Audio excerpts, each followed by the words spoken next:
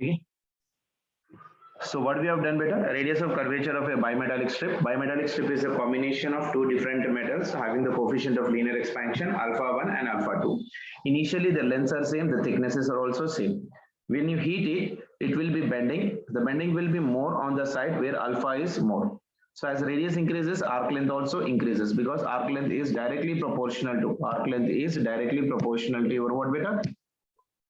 Arc length is directly proportional to your radius. So greater the alpha, metal greater side of an alpha will always be your convex side. So that is the reason we are writing alpha of your convex is greater than of your alpha of your concave wave particle relation. Is it clear for everyone?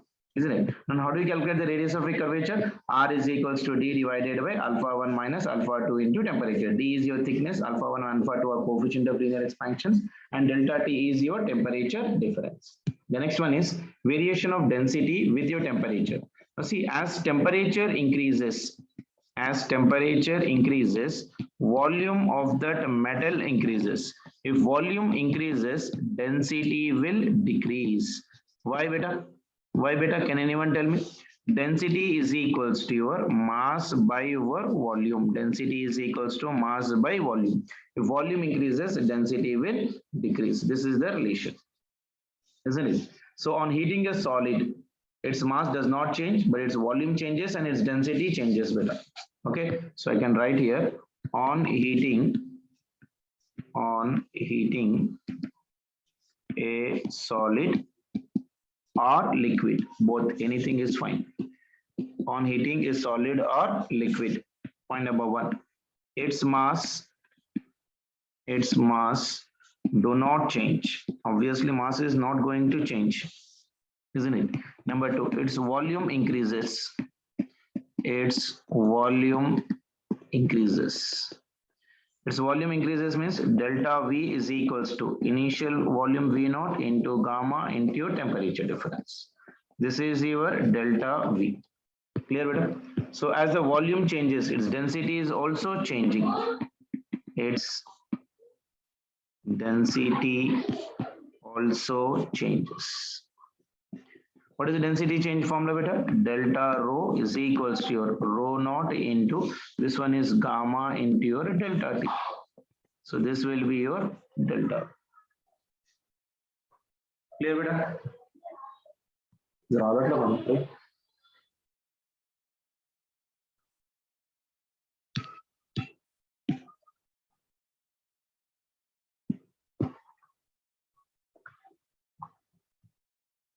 beta? So variation of density with temperature. As temperature increases, volume increases, density will decrease.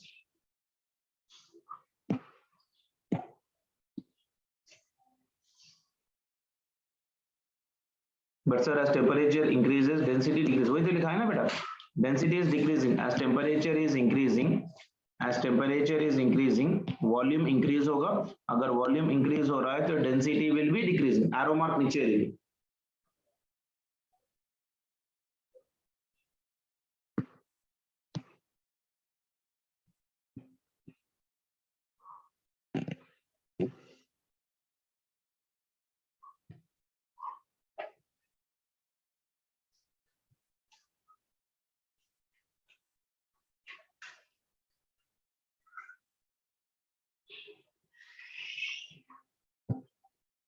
हाँ बेटा, इसको और simplify करना है मुझे, ठीक है? सो temperature increase करने से वॉल्यूम क्या हो जाएगा बेटा? इंक्रीज होगा. So as temperature increases, volume increases. Increase in volume कैसे लिखोगे बेटा? Increase in volume is equals to your V naught into gamma into delta T. और डेंसिटी कैसे लिख रहे थे हम लोग? डेंसिटी क्या होगा? डिक्रीज हो रहा बोल रहे थे. डेंसिटी क्या हो रहा था? डिक्रीज. तो कैसे लिख रहे थे हम लोग? Change in density is equals to rho naught into gamma into delta T. तो डेंसिटी कितनी बन गई? What is the value of density? Rho is equals to your rho naught into 1 minus gamma into delta T आएगा. इसका derivation भी है, लेकिन फिलहाल तो जरूरत नहीं है. अगर आपको चाहिए तो मैं कर दूंगा, कोई प्रॉब्लम नहीं है. So density rho is equals to rho naught into 1 minus of your gamma into delta t. ठीक है, so density का relation क्या हो गया, rho is equals to your rho naught into 1 minus gamma into delta t.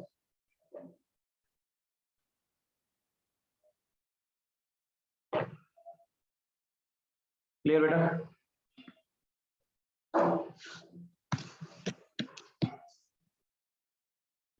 Gamma is coefficient of linear expansion only बेटा. Gamma is coefficient of linear expansion. ठीक है, आपको और जरा डिटेल में चाहिए तो मैं कर दूंगा एक बार, so that you feel comfortable. मैं तो फिर बाद में आप लोग को परेशानी हो जाती है. तो मैंने क्या बोला, when solid is being heated, volume increase होगा, density will decrease, mass remains constant. तो इसको प्रूव कर,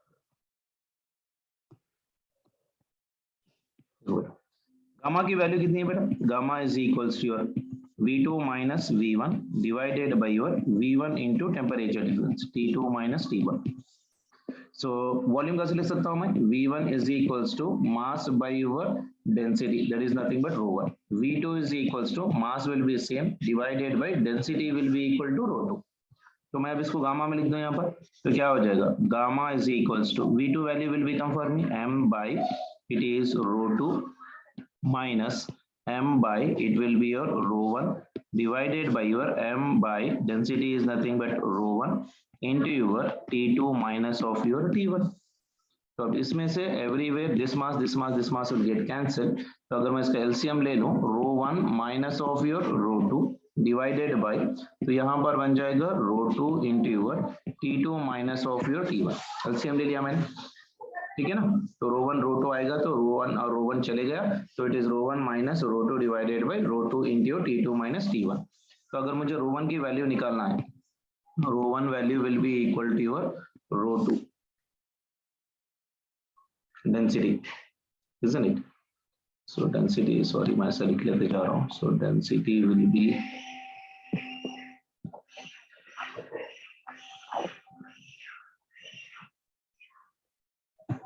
so it is divided by ρ1 divided by ρ2. So it is your ρ2, this is your ρ1 और ये हो गया ρ1.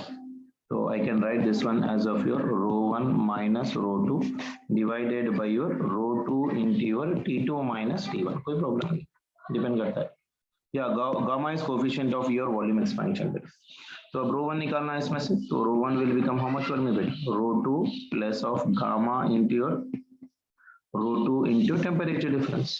तो ρ1 की वैल्यू कितनी बन गई, it is your ρ2 into 1 plus gamma into delta T. आई बात समझ में सभी को, सिंपल डेरिवेशन है, जरूरत नहीं है. तो ρ2 अगर लिख रहा हो तो कैसे लिखूंगा, ρ2 is equals to your ρ1 divided by 1 plus gamma into your delta T. अगर ये ऊपर लेके चले जाओ तो दैट विल बी क्या हो जाएगा, डिक्रीज हो जाएगा. So density ρ2 will be lesser than of your ρ1. बस समझ में सभी को, क्लियर है, किसी को डाउट? चलो, लेकिन अपने को याद रखना कितना है, बस इतना ही है डेंसिटी का relation. Rho naught is equal to rho naught into 1 minus gamma into delta. अब ये कैसा आया बता, ये वाला देखो कैसा आया, बस सिंपल एप्लीकेशन. अगर मैं ऊपर लेके जा रहा हूँ, ρ2 इज इक्वल्स टू, ये बन गया ρ1 into 1 plus gamma into delta T to the power of -1. ये मालूम है अपने पास 1 plus X to the power of -1 will be equal to 1 minus of X. तो वही लिखा है मैंने यहाँ पर, ρ2 is equals to your ρ1 into -1 किधर ला लिए तो क्या हो जाएगा 1 minus of your gamma into your delta T. बस समझ में आए. So this is your ρ2. बस समझ में आए बेटा, इज दैट क्लियर?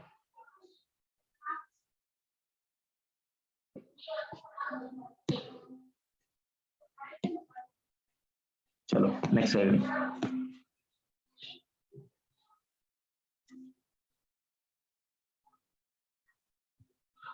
हाँ बेटा, अगर गामा की वैल्यू दे रखा है तो gamma I can write in terms of your gamma is equals to 3 alpha, isn't it, and beta is equals to how much for me 2 times of your alpha. तो ऐसे भी लिख सकता हूँ 3 by बीटा की अल्फा की value कितना हो जाएगी, बीटा डिवाइडेड बाई 2. ऐसे भी लिख सकता हूँ. अगर अल्फा की जगह गामा की जगह उन्होंने अल्फा दिया तो 3 अल्फा डाल के सिंप्लीफाई करो. अल्फा भी नहीं दिया लेकिन डेंसिटी पूछ रहा है, अगर बीटा दिया तो 3 बीटा बाई 2 डाल के कर लो, ठीक है ना, कोई प्रॉब्लम नहीं होगी। वो कन्वर्शन तो आप लोग को आ जाता है बेसिकली, ठीक है ना। तो एक बार देख लो, फिर से किसी को कुछ डाउट रहा है तो प्लीज लेट मी नो।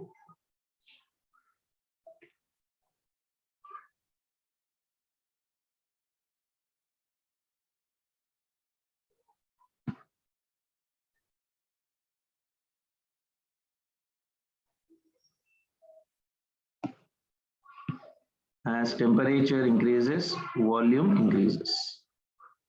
और डेंसिटी क्या हो जाएगा बेटा, डेंसिटी डिक्रीज होगा, डेंसिटी डिक्रीज।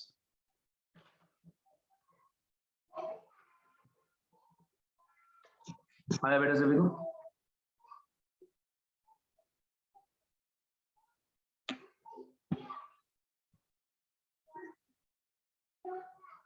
चलो next one, correction of barometer.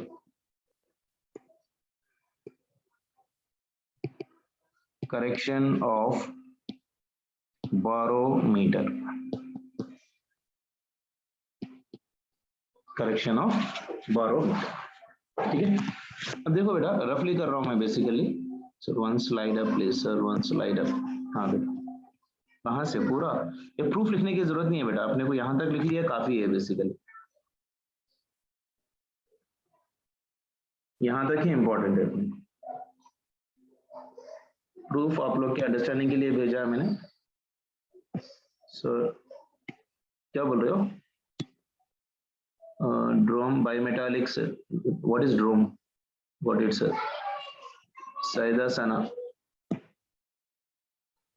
हाँ, बायोमेटालिक का formula R is equal to D by alpha 1 minus alpha 2 into delta, यानी जो बड़ा रहेगा वो वैल्यू लिख लेना बेटा। यहाँ पर मैंने alpha 1 is greater than alpha 2 लिया हुआ है ना, alpha 1 is greater than alpha 2। अगर अल्फा 2 बड़ा रहता तो आप अल्फा 2 माइनस अल्फा 1 लिख लेते। यहाँ पर अगर मैं लिख रहा हूँ if alpha 2 is greater than alpha 1, तो जब आपका रेडियस बनेगा R is equals to D divided by alpha 2 minus of your alpha 1 into temperature difference. तो जब ये शेप कैसा होता, ये वाला ऊपर चले जाता, ये वाला अंदर आ जाता, ठीक है ना। ठीक है, क्लियर है यहाँ तक सभी को? रेडियस ऑफ कर्वेचर क्लियर हो गया सभी का? चलो next one, correction of barometer. Correction of barometer, ये देखो बेटा, रफली एक सिचुएशन ले रहा हूँ। This one is say for example y axis and this one is say for example x axis. Barometer तो आप लोग को मालूम ही है क्या करते हैं बारोमीटर में बेसिकली। तो barometer is something like this in shape, इस तरह से वाटर में डाला हुआ रहता, यू शेप कंटेनर, और इसमें पानी भरा हुआ है, mercury है इसमें बारोमीटर में। So this will be the shape of your mercury. So when you dip a U-tube in a mercury, the mercury will rise to a certain height. मान के चलो यहाँ से यहाँ तक जो हाइट है इसका h0 है, और density of this one is ρ0। अब इसको मेजर करने के लिए अपन एक स्केल यूज कर रहे हैं बेटा। तो यहाँ पर मैंने एक स्केल लिया एट 0 डिग्री सेंटीग्रेड, ठीक है ना। तो एक स्केल लिया एट 0 डिग्री सेंटीग्रेड, फिर और एक स्केल लिया मैंने एट योर अदर टेम्परेचर, इसके बाजू के रखा हूं तो आप लोगों की क्लैरिटी आ जाएगी।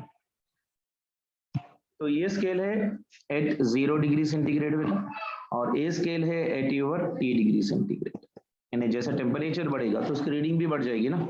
तो मान के चलो इसकी जी रीडिंग्स दे रही थी बेसिकली, तो यहाँ पर ये मान के चलो कैपिटल H बता रहा था, ठीक है ना।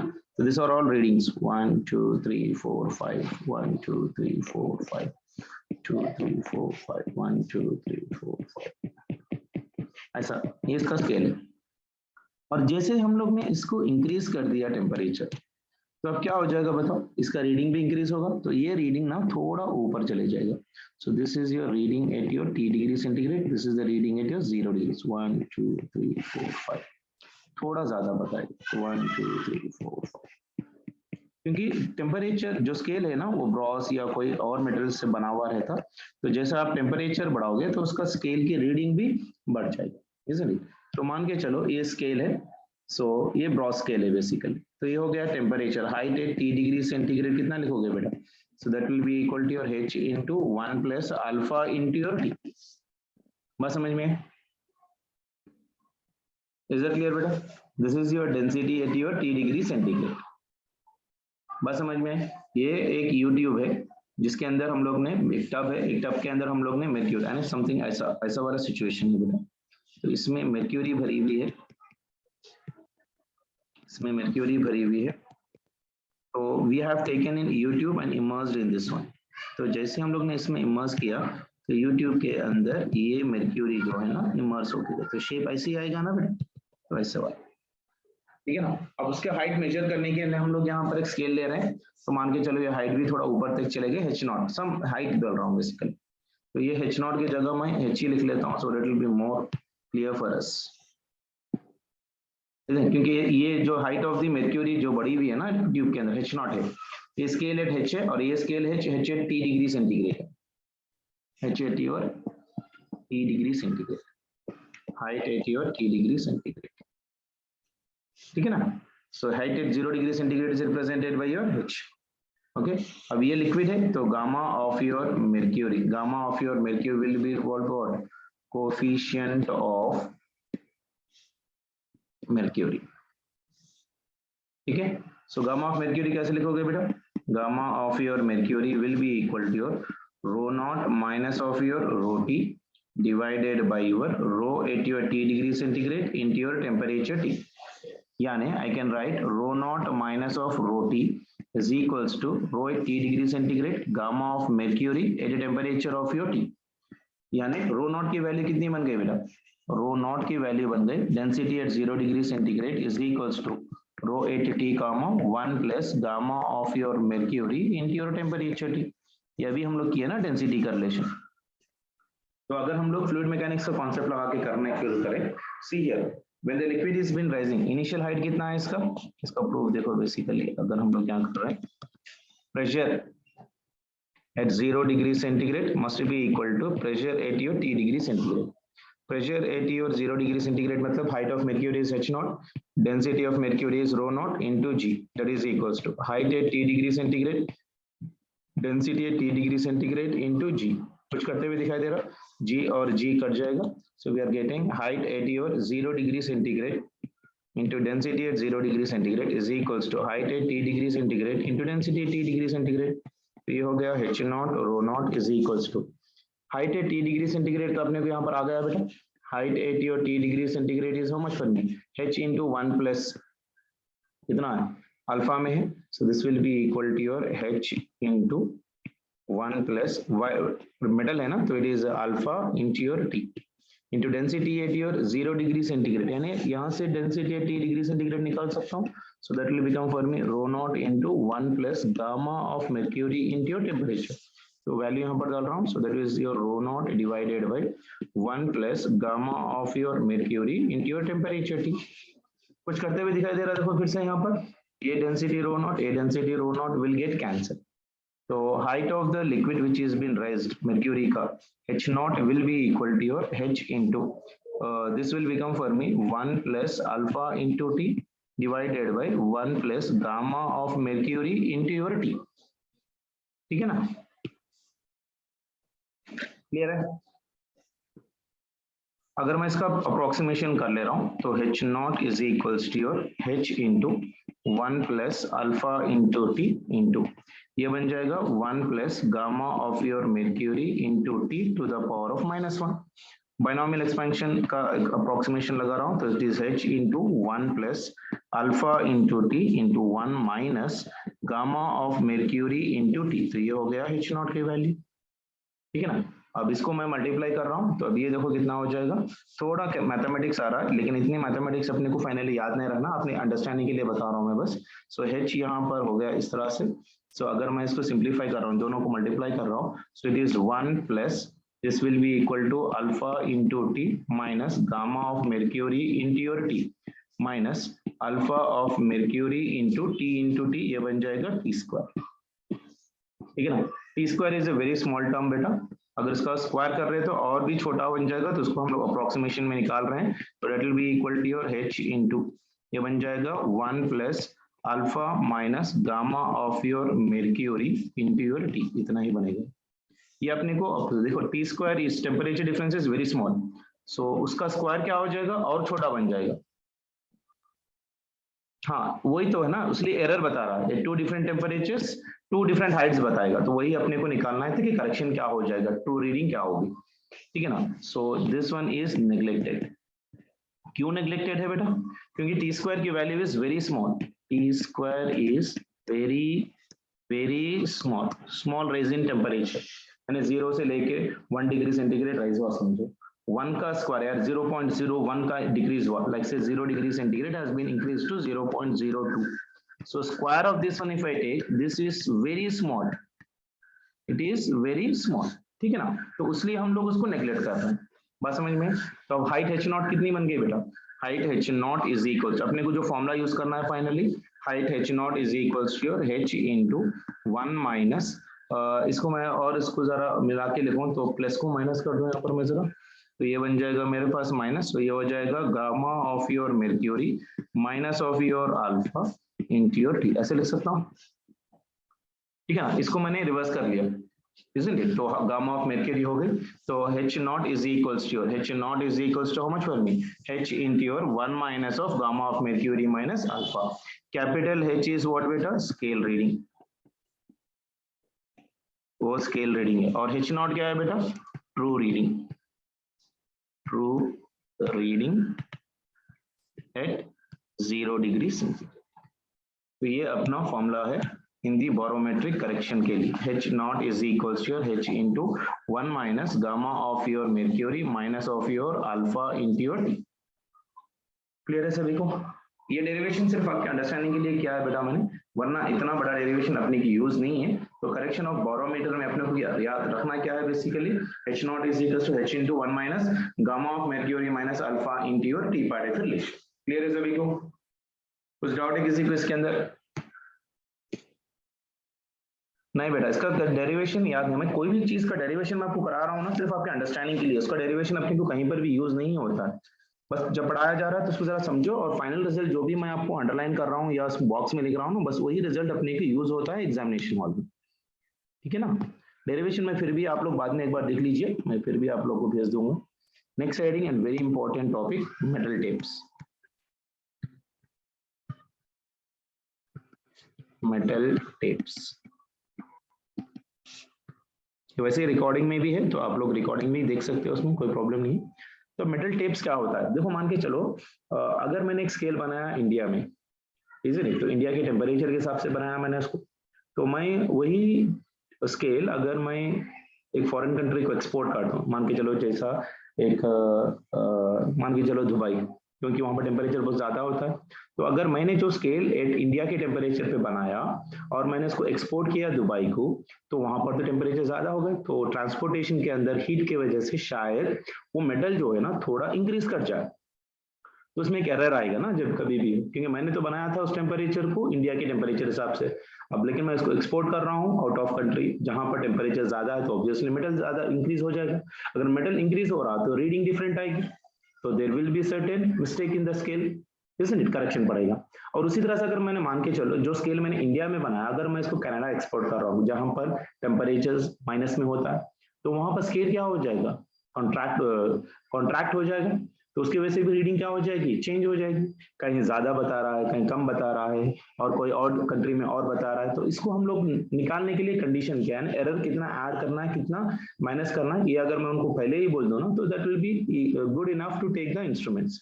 अगर मान के चलो अगर कहीं रीडिंग स्केल बढ़ गया, तो मैं बोलूंगा कि आपको जो रीडिंग आ रही है ना उसमें से इतना माइनस कर दो, आपका एग्जैक्ट वैल्यू आ जाएगा। अगर वो कनाडा जैसे कंट्री में जा रहा है, अगर रीडिंग कुछ एक्स बता रहा है, इंडिया में रीडिंग वाई थी, अगर मैं बोलूँ एक्स में से आप इतना उसको ऐड कर लो, तो that will give you the exact reading, that is the basic what you call the concept what we are doing here. Near diagram, height formula, near diagram, how we got near diagram क्या बेटा, समझ में नहीं आया मुझे। Juveria, formula near diagram how we got sir. समझ में नहीं आया एक बार. What do you want to say?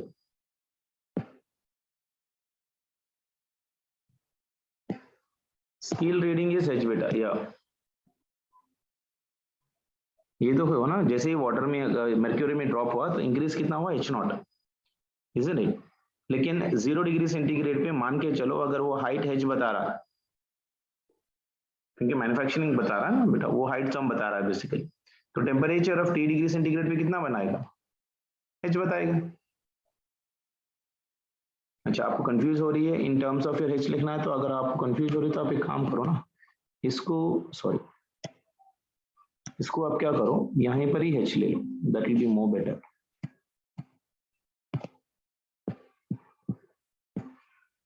तो आपका प्रॉब्लम सॉल्व हो जाएगा. यहीं पर ही H ले लो, तो मान के चलो reading at 0 degree centigrade H बता रहा है, ठीक है.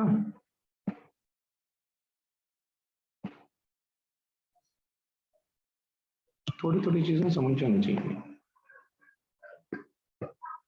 अब स्केल से नीचे कितना आया मत पूछो, तो वो x के ऊपर ही होना था, जब ब्रांच टाइप से बन गया तो इसलिए मैंने इसको छोड़ दिया इसी तरह. ठीक है, चलो कोई प्रॉब्लम. तो मेटल टेप क्या हो रहा है, देखो बेसिकली मेटल टेप क्या हो रहा है बेटा, the temperature at which the tape gives a correct measurement is called as of what temperature, calibrated temperature. मैं लिख देता हूं मैं फिर भी एक point, the temperature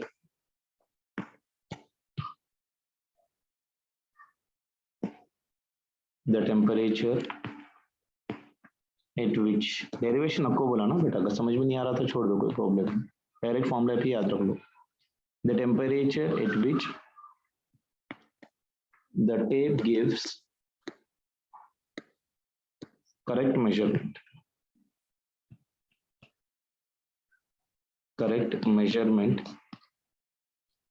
is called calibrated temperature. Okay, तो मैं क्या बोल रहा हूं, let calibrated temperature of tape or scale is T1 degree centigrade, यानी T1 डिग्री सेंटीग्रेड में अपन एक टेप बनाया. If tape is used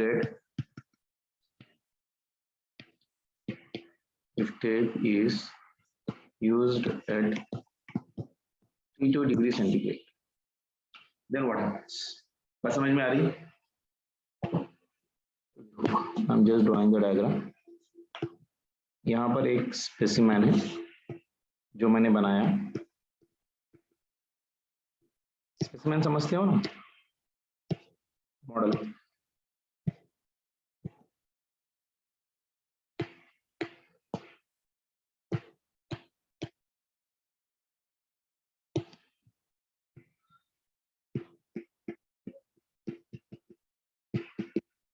specimen और उसके नीचे एक स्केल है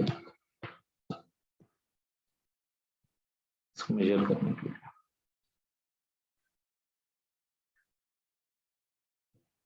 ठीक है, और इसकी रीडिंग देखो 1 2 3 4 5 ऐसा.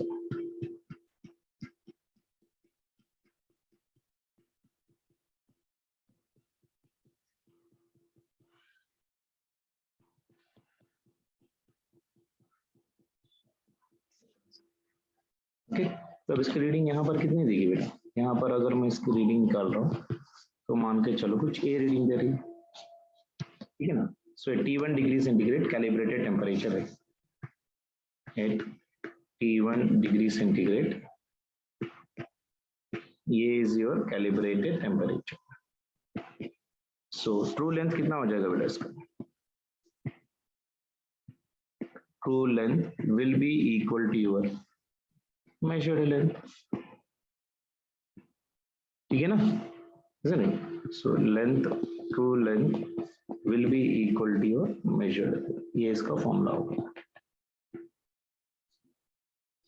isn't it? मैंने स्पेसिमेन को बनाया है T1 डिग्री सेंटीग्रेड, तो जितनी मेरी रीडिंग होगी वो मेरी ट्रू रीडिंग होगी. तो length of the scale will give me the true reading, that is equals to length of your measured part. Clear है सभी को? अब मान के चलो मैंने स्केल यूज किया एक T2 डिग्री सेंटीग्रेड, ठीक है ना, तो यहाँ पर कहीं ले रहा हूँ बेसिकली इसको मैं,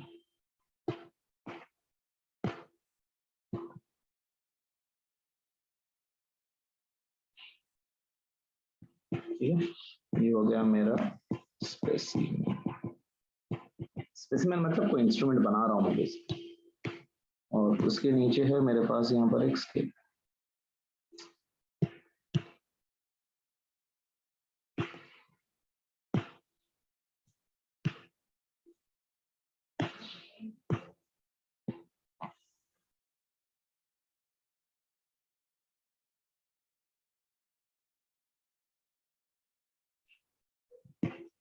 ठीक है, ये हो गया 1 2 3 4 5,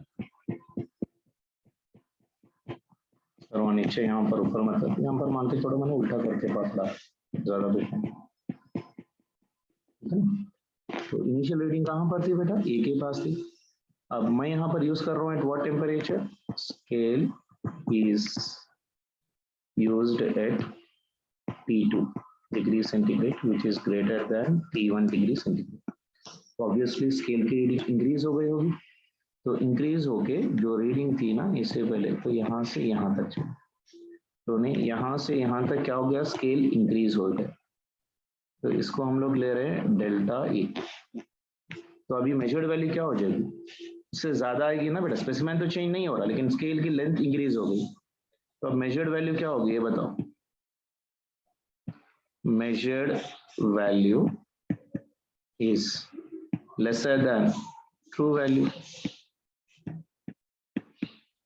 क्योंकि इससे पहले अगर 50 सेंटीमीटर बता रहा था समझो, अब 50 सेंटीमीटर तो सामने चले गए, यानी आप कितना बताएगा, वो शायद मेरे ख्याल से 49 बताया या 48 बताया, तो measured value is lesser than of your true value, ठीक है ना। तो एक पॉइंट इसमें याद रखना है। दूसरा वाला, तो I can say that L measured is lesser than L true value।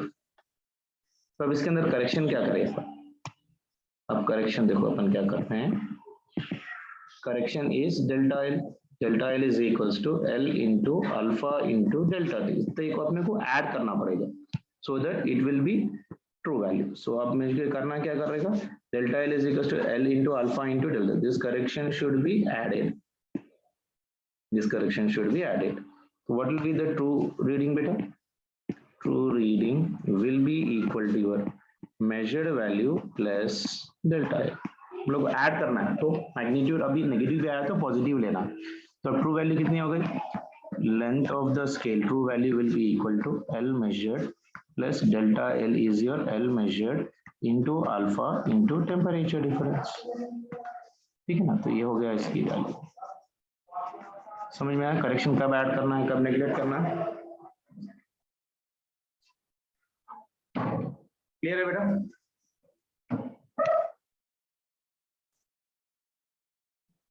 क्या समझ में नहीं आया, मैंने क्या बोला, मैंने मेरे पास एक मेटल ऐसा है बेटा, मैंने इसको एक स्केल लेके यहाँ पर रीड किया, तो ये मान के चलो 50 सेंटीमीटर बता रहा है रीडिंग, और यही मटेरियल मैंने यहाँ पर कहीं पर लिया, अब एक स्केल लिया जहां पर टेम्परेचर बढ़ जाए, तो ये टेम्परेचर यहाँ पर ऐसा आ गया, स्केल बढ़ गया तो 50 सेंटीमीटर यहाँ चले गए ना, तो 50 सेंटीमीटर यहाँ चले गया मतलब 49 सेंटीमीटर या 48 सेंटीमीटर या 30 सेंटीमीटर यहाँ पर बता रहा है। तो अब रीडिंग क्या बता रहा है, इससे पहले ये जो रीडिंग था स्केल 50 बता रहा था, अभी कितना बता रहा है 49 बता रहा है ना।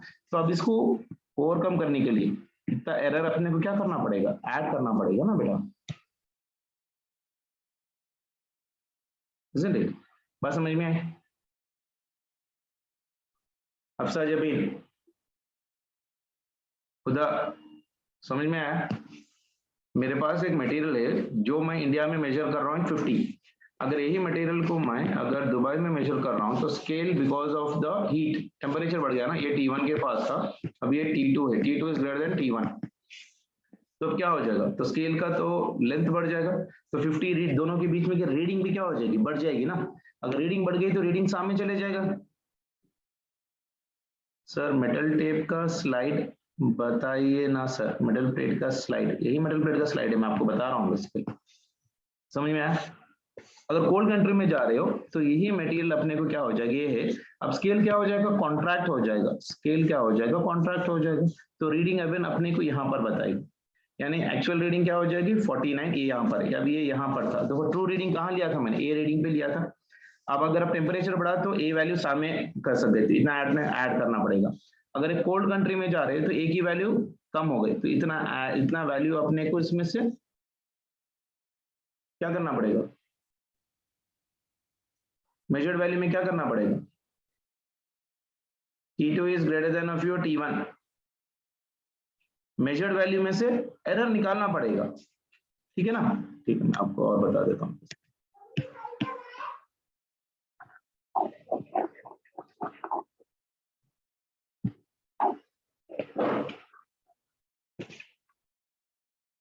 एक बार देख लो बेटा स्केल का, हाँ ये T1 डिग्री सेंटीग्रेड पे था।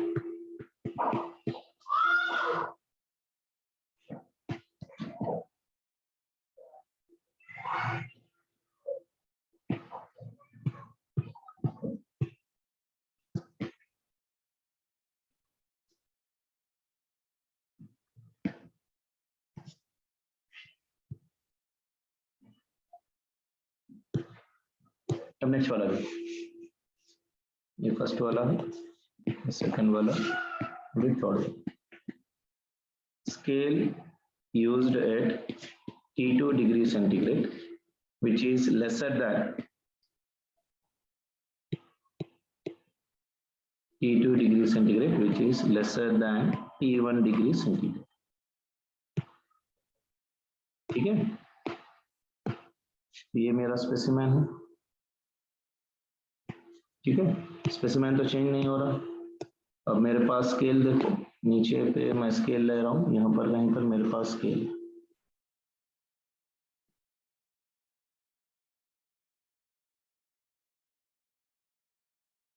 ठीक है।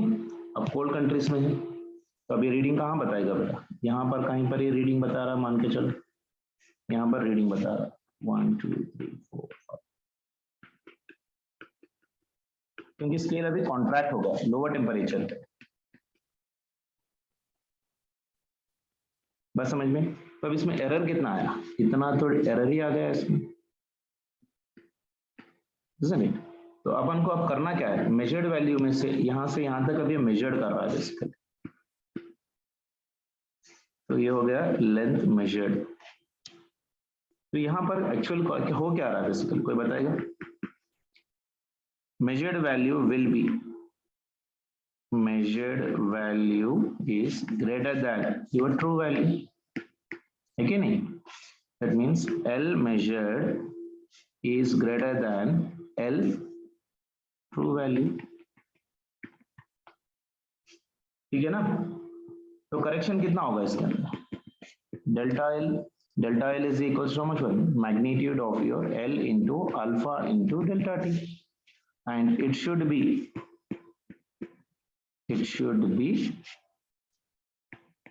subtracted, यानी L true will be equal to how much, L true length will be equal to L measured minus ये डेल्टा L इसमें से निकालना पड़ेगा, बात समझ में ऐसे भी को, यानी L true length will be equal to L measured minus magnitude of L measured into alpha into your delta. So this will be the true value of this one. So तीन फॉर्मूलेस अपने को याद रखना है, at T1 degree centigrade, at T1 greater than of your T2 degree centigrade में add होगा, at T2 lesser than of your T1 degree centigrade पे कितना हो जाएगा बेटा, सबट्रैक्ट हो जाएगा। क्लियर है सभी को, is it clear for everyone?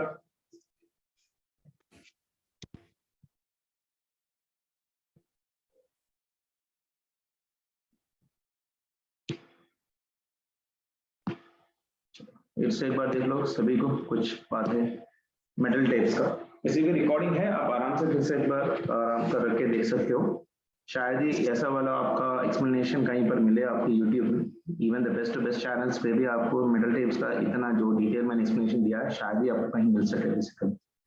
So be little bit careful और questions बनते हैं इसमें से.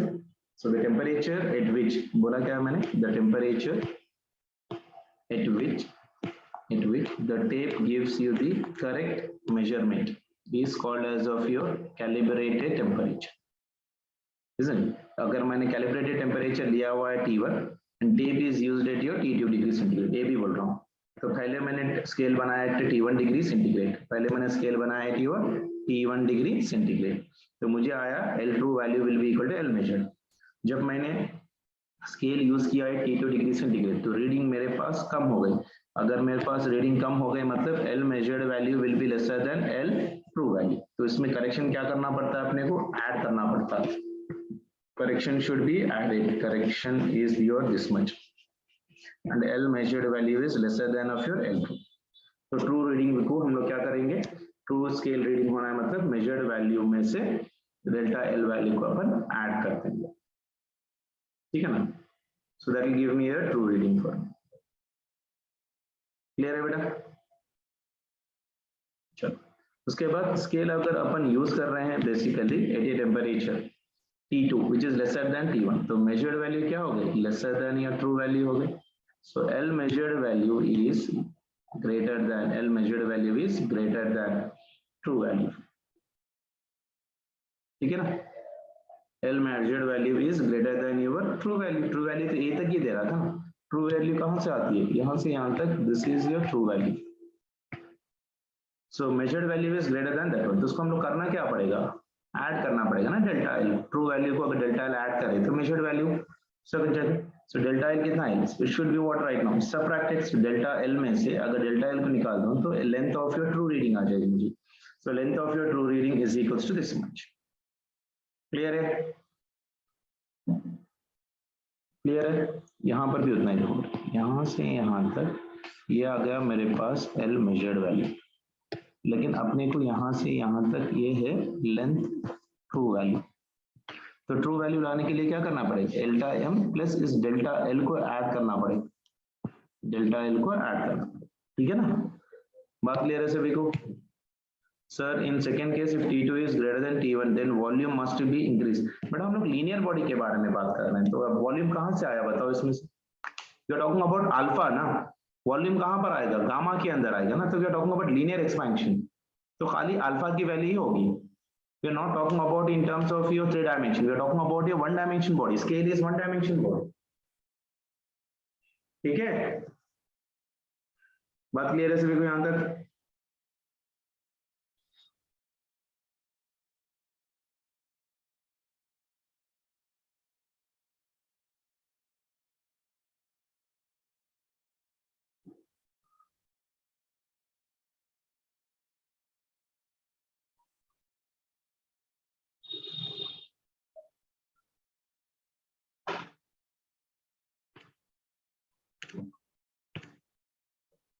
चलो by this we have completed your solids बेटा. सॉलिड्स पे अपन को वर्किंग करना पड़ेगा, उसके बाद हम लोग स्टार्ट कर लेते हैं फ्लूइड्स.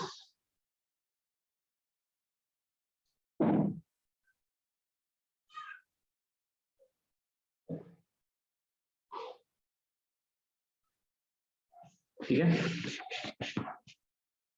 ये वैल्यूज भी एक बार फिर भी लिख लो बेटा. आप लोग को मैंने स्टार्टिंग में बता ही दिया था, अगर प्रेशर थर्मोमीटर पूछा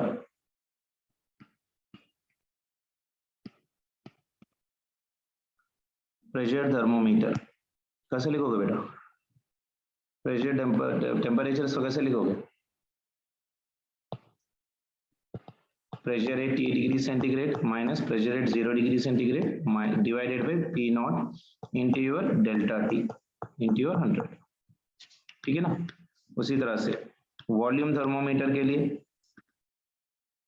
वॉल्यूम थर्मोमीटर के लिए volume at T degree centigrade minus V not divided by V not into your T2 minus of T1 into your 100. ठीक है ना? उसके बाद रेसिस्टेंस थर्मोमीटर, रेसिस्टेंस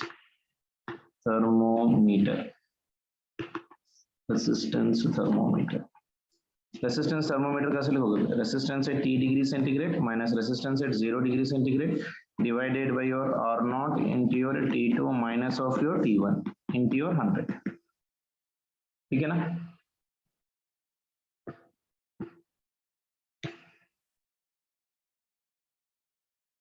हाँ बेटा प्रॉब्लम्स कराया था ऑलरेडी, हम लोग बहुत हल्लू चल रहे हैं बेसिकली। देखो एक क्वेश्चन इसका देख लो, अगर मैं बोल रहा हूँ resistance at 25 degree centigrade is 50 ohms and at 100 degree centigrade is 80 ohms. Find resistance of thermometer at 60 degree centigrade. बताओ जल्दी से, सिंपल एप्लीकेशन।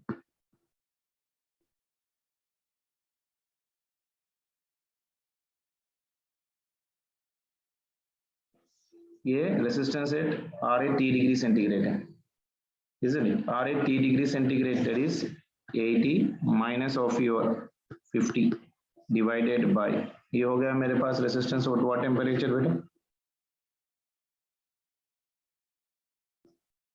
कितना लिखोगे?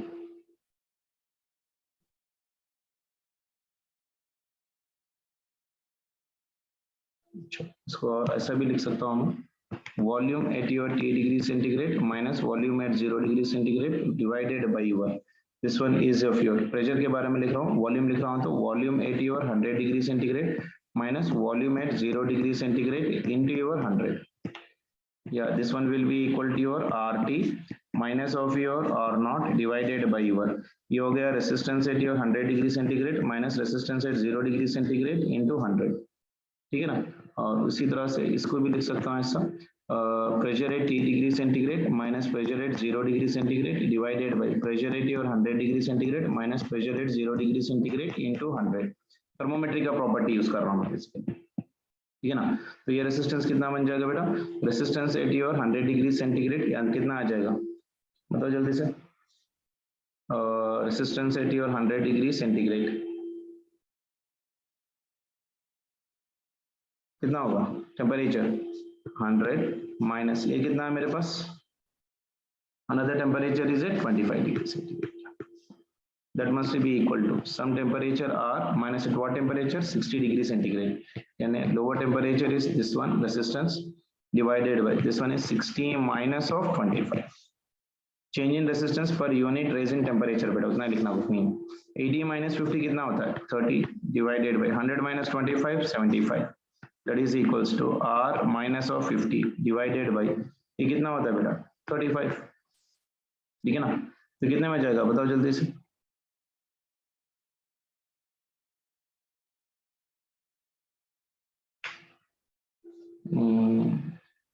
ये जाएगा 2, ये जाएगा 75 5, ये जाएगा दिस वन इज 7, हाँ 7 2 is 14 is equals to R minus of 50, तो R की वैल्यू बन गई 14 plus 50, that will be equal to 64, so that resistance is equals to 64 ohms.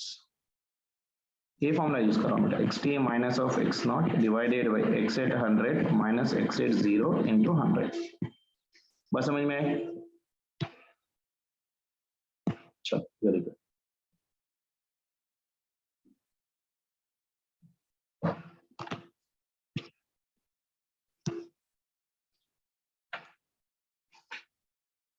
Next class we will start with your thermal expansion of your liquids.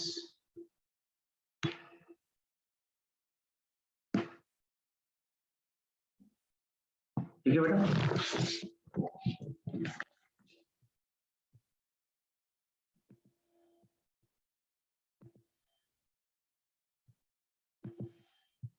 Bye बेटा। आप लोग समझ में तो आ रहा है ना सभी लोग को, मुश्किल हो रही है?